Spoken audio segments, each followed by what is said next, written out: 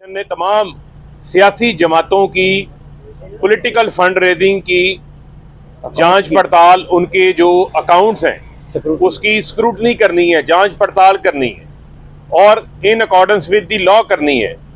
और उसमें तमाम जमातों का जिक्र किया गया था। और 2018 मार्च में पीटीआई के लिए स्क्रूटनी कमेटी, यही स्क्रूटनी कमेटी थी, यही डीजी लॉ थे जो बनी। और उसके 15 रोज बाद अप्रैल में नून लीग और पीपल्स पार्टी के लिए कमेटी बनी। लेकिन स्क्रूटनी कमेटी पीटीआई की रिपोर्ट पहले तैयार कर लेती है और वो पहले जमा हो जाती है। हमारा जबकि मौक़िफ़ ये था कि इलेक्शन कमीशन को सुप्रीम कोर्ट ने अपने फैसले में बड़ा वाज़ेह कहा था कि तमाम पॉलिटिकल पार्टीज़ के बैंक अकाउंट्स की जांच पड़ताल की जाए, तो रिपोर्ट भी एक साथ पेश होनी चाहिए। चले, उन्होंने फैसला किया, उन्होंने जमा करवा दी रिपोर्ट। उसके ऊपर हमारा एतराज़ अपनी जगह के ऊपर आज भी कायम है।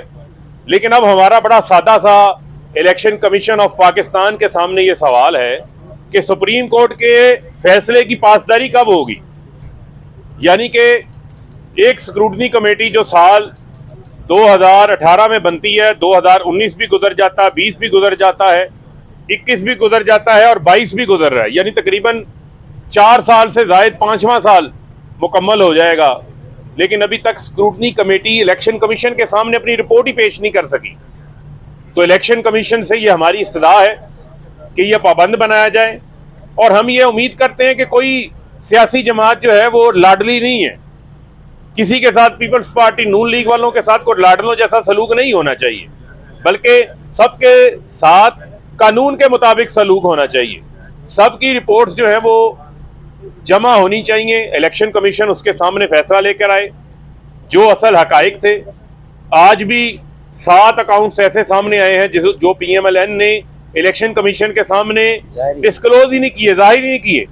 ये वो कौन से ऐसे जाली अकाउंट्स हैं, कौन से ऐसे जिन्नात हैं जिन्होंने ये अकाउंट्स खोले हैं। और पीएमएलएन और पीपल्स पार्टी तो माहिर है पापड़ वाले के नाम पर, फलूदे वाले के नाम के ऊपर, फेरी वाले के नाम के ऊपर, रेडी वाले के नाम के ऊपर, कभी कादी फैमिली का नाम इस्तेमाल कर कर, कभी टीटियां लगवा कर, कभी जाली अकाउंट्स खोलने के ये माहिर हैं। शहबाज शरीफ पर 16 अरब रुपए का एफआईए का केस क्या है?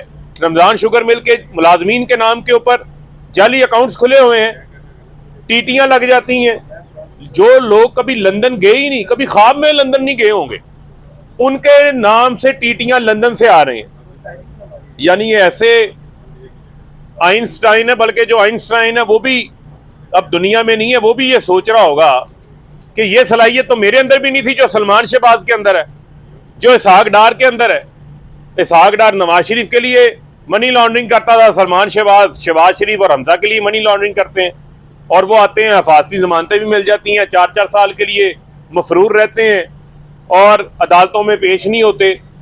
और फिर आते हैं तो रेड कारपेट के इस्तकबाल भी लेते हैं, फूलों के तोहफे भी लेते हैं और हिफाजती जमानतें लेकर दांत निकाल कर कानून और आइन का मजाक उड़ाते हैं। तो यहाँ कानून की हाकमियत की जो है वो हम जंग लड़ रहे हैं और कानून सबके लिए एक जैसा होना चाहिए।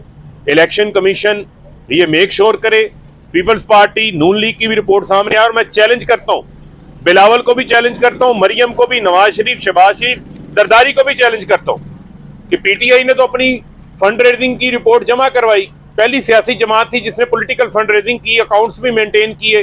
बैरून मुल्क पाकिस्तानी 90 लाख पाकिस्तानी जो पाकिस्तान को सालाना 30-32 अरब डॉलर भिजवा रहे हैं, उन्होंने पीटीआई को फंड दिया, रिकॉर्ड भी मौजूद है। लेकिन उसके ऊपर भी इन्होंने अपनी सियासत की, रिपोर्ट भी आ गई, कमीशन का फैसला भी आ गया, इमरान खान के ऊपर क्रिमिनल प्रोसीडिंग का केस भी शुरू हो गया है। लेकिन पीएमएलएन और पीपल्स पार्टी की रिपोर्ट नहीं आई। तो फिर मेरा तो ये हक है ना कि मैं ये मुद्दबाना गुजारिश भी करूं और ये सवाल भी उठाऊं कि अभी तक इलेक्शन कमीशन जो है वो रिपोर्ट क्यों नहीं पेश कर रहा।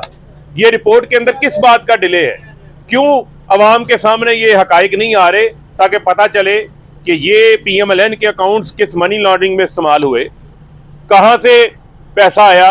ये लंदन में यूके लिमिटेड कंपनी जो नून लीग की बनी हुई है, जो पीपल्स पार्टी की पीपीपी एलएलसी बनी हुई है, ये जो पेमेंट्स होती रही हैं वहां पर बैठकर मार्क सीगल को लंदन के अमेरिका के अंदर, वो कहां से होती नहीं है। ये हकाइक सामने आने चाहिए। और ये इनको बताना चाहते हैं, इनको राह फरार इख्तियार नहीं करने देंगे किसी सूरत भी। और अभी पता चला ये वजीर जंगल का कानून है यहाँ पर वजीर दाखिला के नाम के ऊपर, जो कि फैसलाबाद में भी 22 लोगों का कातिल है और मॉडल टाउन के भी 14 लोगों के शोहदा का खून उसके सर पे है, 25 मई का जुल्म भी उसके सर के ऊपर है। वो ये कह रहा है कि हम 4 बजे तक जो है अगर वोटिंग ना हुई, इजलास ना हुआ, तो गवर्नर जो है वो एक नया ऑर्डर जारी कर देंगे। तो मैं ये इनको बताना चाहता हूँ कि ये जो आपके दिमाग के अंदर ये भोंडी साजिशें आती हैं, ये मुल्क के अंदर सियासी बहरान के जिम्मेदार आप लोग हैं। उस सियासी बहरान की वजह से मुल्क माशी बहरान का शिकार है। 8 महीने में आप लोगों ने अपने NRO ले लिए, आप लोगों ने अपनी चोरियां माफ करवा ली, केसेस माफ करवा लिए, और आज आप लोग दांत निकाल रहे हैं। गरीब आदमी का चूल्हा ठंडा पड़ा हुआ है, 50 साल महंगाई के रिकॉर्ड टूट गए हैं, 20 लाख टेक्सटाइल के मजदूर बेरोजगार हो गए हैं, 7.5 लाख लोग मुल्क से बाहर चले गए हैं। बिजली